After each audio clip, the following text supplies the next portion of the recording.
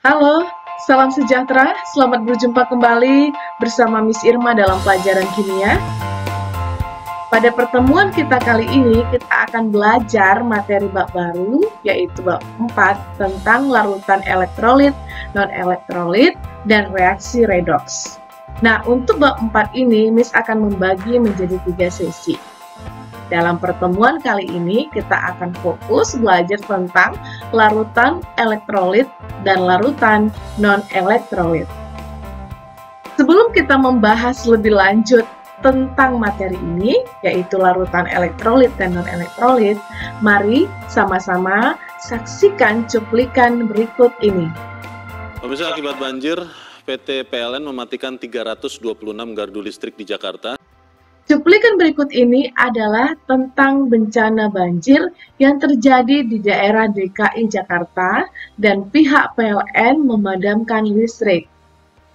Tujuan pemadaman listrik adalah untuk mencegah warga tersengat arus listrik, kemudian mencegah hubungan pendek arus listrik. Nah, apa hubungannya antara banjir dan arus listrik? Melalui pembelajaran hari ini, kita akan memahami antara hubungan listrik dan banjir tersebut.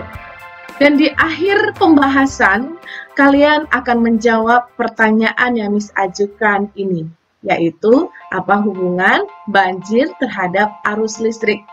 Baiklah, kita akan memulai pembahasan tentang topik atau materi ini. Sebelumnya, silakan buka buku teks kimia kalian halaman 143 sampai halaman 147. Nah, kita bahas larutan elektrolit dan larutan non-elektrolit. Larutan elektrolit dan non-elektrolit. Sebelum kita membahas lebih lanjut tentang larutan elektrolit dan non-elektrolit, terlebih dahulu kita bahas apa itu larutan. Larutan adalah campuran homogen yang terdiri dari dua zat atau lebih yang saling melarutkan dan masing-masing penyusunnya tidak dapat dibedakan lagi secara fisik. Larutan terdiri dari dua komponen, pertama pelarut atau disebut solvent, yaitu komponen yang biasanya jumlahnya lebih banyak atau yang strukturnya tidak berubah. Misalnya berwujud cair, dia tetap berwujud cair. Yang kedua, zat terlarut atau disebut solut, di mana komponen yang biasanya memiliki jumlah lebih sedikit daripada solvent, itu disebut dengan solut. Berikut adalah contoh dari larutan. 25 gram garam dapur atau NaCl dalam 100 gram air, di mana air merupakan pelarut atau solvent, garam dapur atau NaCl merupakan zat terlarut atau solut. Contoh kedua, sirup dengan kadar gula 80%, di mana pelarut adalah air, zat terlarut adalah gula. Mengapa pelarutnya adalah air, padahal jumlah atau kadar gulanya lebih tinggi dibanding air? Silakan dijawab berdasarkan penjelasan Miss sebelumnya. Sekarang kita bahas tentang larutan berdasarkan wujud atau fase larutan. Yang pertama, cair, contohnya larutan garam atau gula. Yang kedua, padat, contohnya emas 22 karat, perunggu, dan lain-lain. Yang ketiga, gas, contohnya udara. Kemudian, larutan berdasarkan daya hantar listrik dibagi atas dua, yaitu larutan elektrolit dan non-elektrolit. Larutan elektrolit itu sendiri dibagi lagi menjadi dua bagian, yaitu elektrolit kuat dan elektrolit lemah.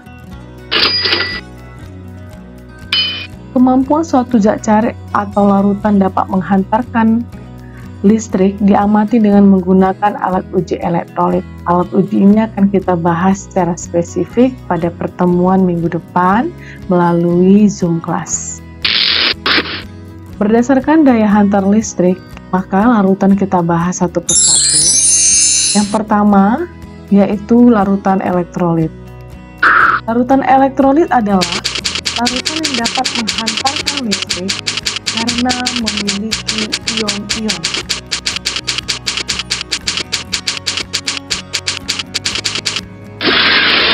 Saat dilarutkan dalam pelarut, senyawa elektrolit akan mengalami disosiasi atau penguraian menjadi partikel positif dan negatif yang disebut ion positif dan ion negatif. Oleh sebab itu, kita dapat ketahui bersama bahwa senyawa elektrolit adalah senyawa ion yang terbentuk dari ikatan ion. Contohnya di sini adalah NaCl. Pertanyaannya, apakah NaCl kristal atau padat dapat menghantarkan listrik? Mari perhatikan penjelasan berikut ini. NaCl padat merupakan senyawa ion yang di dalamnya terdapat ion-ion Na+ dan Cl-.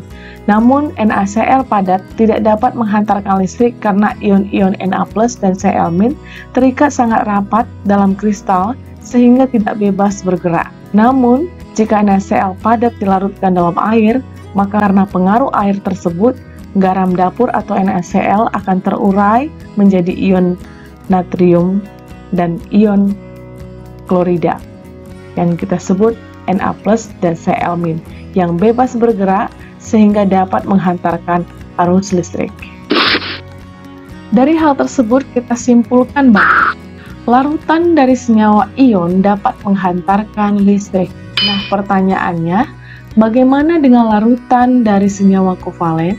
Apakah dapat menghantarkan listrik? Kovalen jenis apa?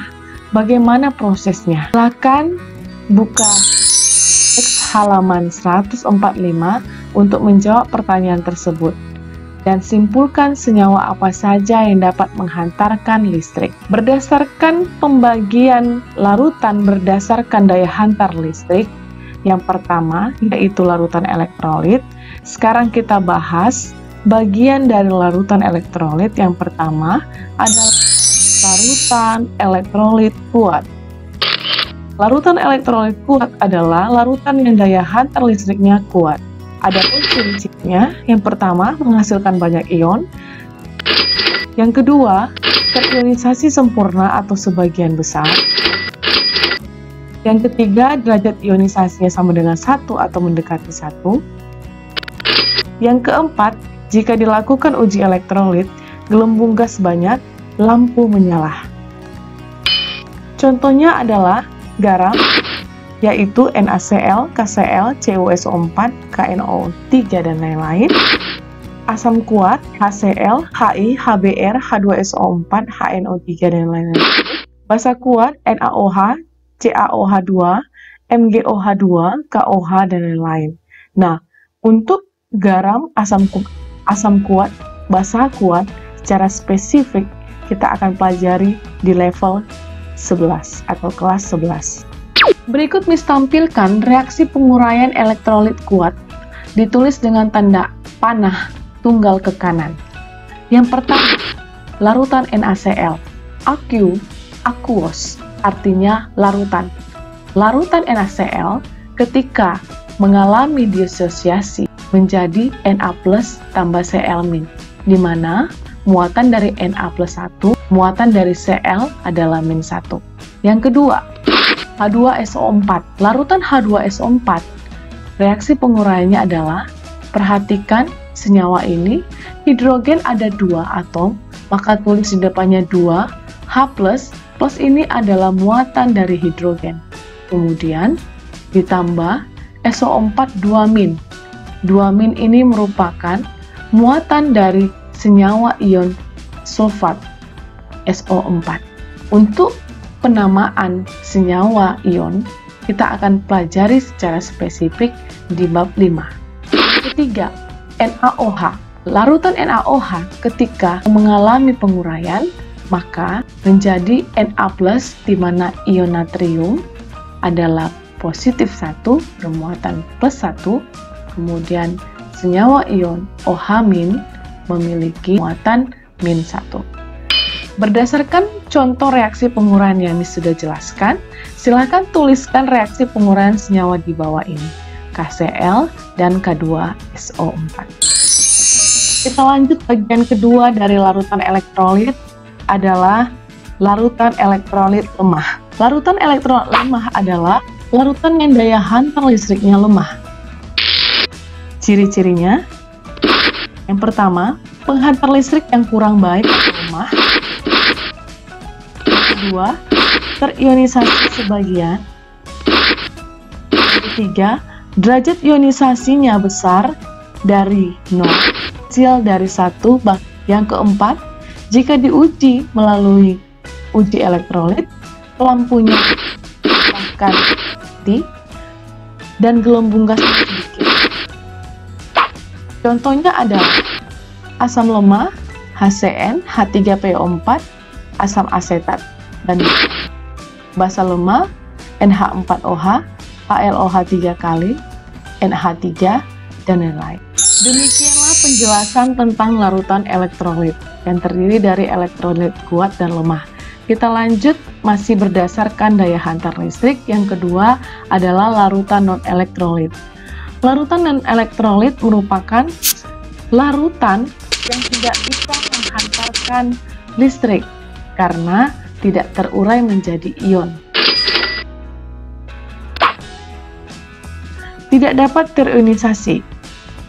Yang kedua, merupakan isolator, tidak dapat menghantarkan listrik. Yang ketiga, derajat ionisasi sama dengan 0.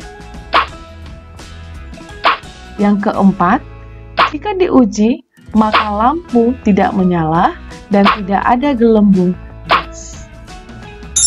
Contoh dari larutan non-elektrolit adalah urea, glukosa, sukrosa, etanol, dan lain.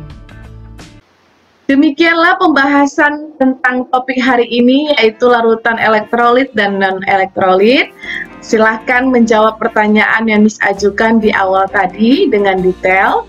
Nah, jika ada hal yang masih ingin ditanyakan, silahkan secara personal hubungi Miss Irma via WA. Terima kasih, dan pertemuan kita minggu depan akan kita lanjutkan melalui Zoom Conference. Baiklah, tetap semangat belajar, jaga kesehatan, sampai jumpa di pertemuan-pertemuan selanjutnya. See you, bye!